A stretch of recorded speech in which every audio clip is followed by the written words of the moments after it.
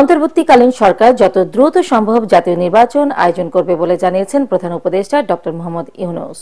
তিনি বলেন, রাজনৈতিক দলগুলোর সঙ্গে আলোচনা চলছে। সংযুক্ত আরব আমিরাতের দুবাইয়ে ওয়ার্ল্ড গভর্নমেন্টস সামিট WGS এর ইন্টারেক্টিভ প্ল্যানারি অধিবেশনে যোগ দিয়ে তিনি বলেন, নির্বাচন ডিসেম্বরের মধ্যে হতে পারে। সেশনটি পরিচালনা করেন CNN এর সাংবাদিক বেকি অ্যান্ডারসন। এছাড়া স্পেস এক্সের প্রতিষ্ঠাতা মার্কিন শীর্ষ ধনী ইলন মাস্কের সাথে ভিডিও কলে কথা বলেন প্রফেসর ইউনূস। আরো জানাচ্ছেন ইয়াসিন রানা। সংযুক্ত আরব আমিরাতের দুবাইয়ে ওয়ার্ল্ড গভর্নমেন্ট সামিট WGS এর ইন্টারেক্টিভ প্ল্যানারি সেশনে যোগ দেন প্রধান উপদেষ্টা ড মোহাম্মদ ইউনূস। এ সময় তিনি বলেন, বাংলাদেশে অর্থনীতি, সমাজ, প্রশাসন সবকিছুই ভেঙে পড়েছিল। বর্তমান সরকারের কাজ সবকিছু পুনর্গঠন করা। বাংলাদেশের জাতীয় নির্বাচনের সম্ভাব্য সময় নিয়েও কথা বলেন প্রধান উপদেষ্টা। Police and army under the order of the prime minister, so they vividly recorded that. So we don't have to go and tell the public and the world that look, we are saying that these are all fabricated. So we have a United Nations document on that. So that's a relief. We have to start broad international support that we got from everywhere. Everybody wanted to support that, to rebuild. We say we want to build a new Bangladesh. The old Bangladesh is completely corrupt. It's a corruption-ridden, billions of dollars taken away. We are trying to get this money back. It's a very complicated procedure. এদিন video কলে যুক্তরাষ্ট্রের শীর্ষ ধনী space এক্সের প্রতিষ্ঠাতা Elon মাস্কের সাথে কথা বলেন প্রফেসর ইউনূস। বাংলাদেশে কম দামে বেশি স্পিডের ইন্টারনেট সেবা প্রদানে স্টারলিংক স্যাটেলাইট ইন্টারনেট সার্ভিস চালুর বিষয়েও কথা বলেন তারা। এছাড়া স্বাস্থ্য, শিক্ষা ও অর্থনৈতিক উন্নয়নে কাজ করার বিষয়েও আলাপ করেন ইলন মাস্ক ও প্রফেসর ইউনূস। প্রধান উপদেষ্টার সফরের বিষয়ে পরে ব্রিফ করেন প্রেস সচিব শফিকুল আলম। সংযুক্ত আরব আমিরাতের সঙ্গে বাংলাদেশিদের ভিসা জটিলতা সমাধানের বিষয়েও আলাপ হয়েছে বলে জানান তিনি। কথিত স্বৈরাচারের সময় এই ইউএই গভর্নমেন্টের সাথে এক ধরনের দূরত্ব তৈরি হয়ে গিয়েছিল আগের গভর্নমেন্টের, ফলে অনেকদিন ধরে ভিসা বন্ধ ছিল, ভিসা বন্ধ এবং অনেক বিষয় যেগুলো ছিল, যার ফলে যেটা একটা গভর্নমেন্টের সাথে একটা দূরত্ব হয়ে যায় এবং ওই দূরত্বর আসলে ইম্প্যাক্টটা পড়ছিল, নেগেটিভ ইম্প্যাক্টটা পড়ছিল যারা বাংলাদেশি ভাই বোন যারা এই ইয়েতে আছেন। তো আমরা এই বিষয়ে আসলে আমরা প্রফেসর ইউনূস উদ্যোগ নিয়েছেন, আমরা অনেকের সাথে কথাবার্তা বলছি। দুবাই সফর শেষ করে শুক্রবার বিকেলে প্রধান উপদেষ্টা দেশে ফিরবেন বলে জানান শফিকুল আলম। আমার পক্ষে সবসময় আউটরাইট। ইয়াসিন রানা, ATN বাংলা। ভারত শেখ হাসিনাকে ফেরত পাঠানোর বিষয়ে এখনো কিছু জানায়নি বলে মন্তব্য করে পররাষ্ট্র মন্ত্রণালয়ের মুখপাত্র রফিকুল আলম বলেন, এই অবস্থায় অপেক্ষা ছাড়া বিকল্প নেই। পলাতক আসামিদের ফিরিয়ে আনতে রেড অ্যালার্ট জারির বিষয়ে প্রশ্ন করা হলে তিনি বলেন, এটি স্বরাষ্ট্র মন্ত্রণালয়ের বিষয়। পররাষ্ট্র মন্ত্রণালয়ের সাপ্তাহিক ব্রিফিংয়ে এসব কথা বলেন মুখপাত্র। দিল্লিতে হাইকমিশনার নিয়োগের জন্য 2.5 মাস আগে ফাইল পাঠানো হলেও তারা কোনো ক্লিয়ারেন্স দেননি বলে জানিয়ে এই মুখপাত্র বলেন, ক্লিয়ারেন্সের 3-4 মাস স্বাভাবিক সময় হিসেবে ধরে নেওয়া যায়। লিবিয়া থেকে এখন পর্যন্ত 43,000 বাংলাদেশি নাগরিককে ফেরত আনা হয়েছে জানিয়ে মুখপাত্র বলেন, বিদেশি নাগরিকরা বিপদে পড়লে তাদের ফিরিয়ে আনা রাষ্ট্রের দায়িত্ব।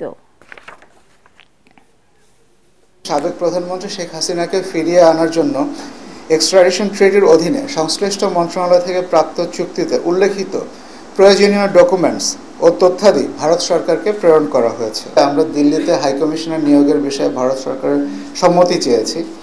এটাতে সময় লাগতে পারে, এই সম্মতি জানানো বা এগ্রিমো কনভে করার জন্য কোনো সুনির্দিষ্ট সময়সীমা নেই। আমরা সেই উত্তরের জন্য অপেক্ষা করছি। এগ্রিমো আমার মনে হয় প্রায় 2.5 মাসের মতো হয়েছে। 3-4 মাস খুবই স্বাভাবিক একটা সময়। আওয়ামী লীগ আজীবন জনগণের শত্রু হিসেবে স্বীকৃতি পাবে বলে মন্তব্য করেছেন যুব ও ক্রীড়া উপদেষ্টা আসিফ মাহমুদ সজীব ভূঁইয়া। ঢাকা বিশ্ববিদ্যালয়ের কেন্দ্রীয় খেলার মাঠে তারুণ্যের উৎসবে যোগ দিয়ে তিনি এই মন্তব্য করেন। তিনি আরো বলেন, আয়নাঘরের নির্মমতা দেখেছে আন্তর্জাতিক গণমাধ্যম সহ পুরো বিশ্ব। জুলাই অভ্যুত্থানের মতো আয়নাঘরও আন্তর্জাতিকভাবে প্রদর্শিত হবে। ক্রীড়া উপদেষ্টা বলেন, জুলাই অভ্যুত্থানের চালিকা শক্তি তরুণরা। পুরো বিশ্ববাসী আয়নাঘর দেখলো, তারপরেও ফ্যাসিবাদী শক্তি সেটা অস্বীকার করার মতো নির্লজ্জ অবস্থান নিচ্ছে। জুলাই গণ অভ্যুত্থানে তাদের গণহত্যা ইন্টারন্যাশনালি ডকুমেন্টেড এবং প্রকাশিত হয়েছে। ফ্যাসিবাদী গণহত্যাকারী শক্তি যারা গুম খুনের মাধ্যমে ক্ষমতায় টিকেছিল, ফলে জাতীয় এবং আন্তর্জাতিকভাবে এই আয়নাঘরও ইন্টারন্যাশনালি ডকুমেন্টেড এবং প্রকাশিত হবে। প্রয়োজনীয় সংস্কার ছাড়া জাতীয় নির্বাচন চায় না জামায়াত ইসলামী। নির্বাচন কমিশনের সাথে বৈঠক শেষে এই অবস্থান স্পষ্ট করেন দলের সেক্রেটারি জেনারেল মিয়া গোলাম পারোয়ার। বলেন, নির্বাচনী প্রক্রিয়ার সংস্কার ছাড়া সুষ্ঠু নির্বাচন সম্ভব নয়। একই সাথে সংসদের আগে স্থানীয় নির্বাচন আয়োজনের পক্ষে দলের অবস্থান তুলে ধরেন তিনি। বিস্তারিত জানাচ্ছেন একরামুল হক সায়েম। দীর্ঘ এক যুগ পর নির্বাচন কমিশনে জামায়াতে ইসলামীর প্রতিনিধিরা 2013 সালে নিবন্ধন বাতিলের পর ইসির সঙ্গে প্রথমবারের মতো দলটির বৈঠক। বৃহস্পতিবার সকাল 10টায় বৈঠক শুরু হয়ে চলে প্রায় 2 ঘন্টা। বৈঠক শেষে সাংবাদিকদের সাথে কথা বলেন জামায়াতের সেক্রেটারি জেনারেল মিয়া গোলাম পারোয়ার। জানান, সংস্কার ও নির্বাচন নিয়ে দলের অবস্থানের কথা। No election without reform. আমাদের পরিপূর্ণভাবে অন্তত নির্বাচনী প্রক্রিয়ার সঙ্গে যে সমস্ত অর্গান এবং বিভাগগুলো রাষ্ট্রের জড়িত সেগুলোকে সংস্কার করেই জাতীয় সংসদে নির্বাচন করতে হবে। তা না হলে এই নির্বাচন নিরপেক্ষ হবে না, অবাধ হবে না। পূর্বের যে 3টা নির্বাচনে জনগণ ভোট দিতে পারে নাই, সেই নির্বাচনেরই পুনরাবৃত্তি ঘটবে। এ সময় সংসদ নির্বাচনের দিনক্ষণ নিয়ে সুনির্দিষ্ট কোনো প্রস্তাব না দেওয়ার কথা বললেও আগেই স্থানীয় নির্বাচন আয়োজনের পক্ষে মত তুলে ধরেন জামায়াতের সেক্রেটারি। স্থানীয় সরকার কাঠামোকে সচল করতে, সক্রিয় করতে, স্থানীয় সরকারের এবং গ্রামীণ অবকাঠামোতে উন্নয়ন, আইন শৃঙ্খলা, জনদুর্ভোগ কমাতে জনগণের আকাঙ্ক্ষাই হচ্ছে স্থানীয় সরকার নির্বাচনটা আগে হোক। আমরা জনগণের আকাঙ্ক্ষার সাথে সমর্থন এবং সম্মান ব্যক্ত। এসব ইস্যুতে বিএনপির সাথে ভিন্ন অবস্থানকে গণতন্ত্রের সৌন্দর্য বলে মনে করেন তিনি। জানান, 300 আসনে প্রার্থী দিতে প্রস্তুত জামাত। একটা গণতান্ত্রিক দেশে নানান ইস্যুতে ভিন্ন মত থাকতেই পারে, এ ব্যাপারে আমাদের কোনো মন্তব্য নেই। আমাদের একটা মত দিয়েছি, তার সাথে আরেকটা দলের ভিন্ন মত থাকতে পারে। That is the beauty of democracy. এটা হতেই পারে। জুলাই গণহত্যা তদন্তে জামাত সহযোগিতা করেনি বলে জাতিসংঘ মানবাধিকার কমিশনের বক্তব্য সঠিক নয় বলেও দাবি করেন মিয়া গোলাম পারোয়ার। জাতিসংঘ হিউম্যান রাইটস কমিশনের সঙ্গে ফ্যাক্ট ফাইন্ডিং, যত তথ্য, যত ইনফরমেশন, যত মেল, সব আমরা রেসপন্স করেছি। এই তথ্যটা কিভাবে এসেছে আমরা চেক করব। এটা তথ্য আমরা যাচাই করেছি, এটা সঠিক নয়। Thank you. Ikramul Haque Sayem, ATN Bangla, Dhaka. RAB বিলুপ্তি, বিজেপিকে সীমান্তে রাখা সহ জাতিসংঘের সুপারিশের বিষয়ে আলোচনা করে সিদ্ধান্ত নেওয়া হবে বলে জানিয়েছেন স্বরাষ্ট্র উপদেষ্টা জাহাঙ্গীর আলম চৌধুরী।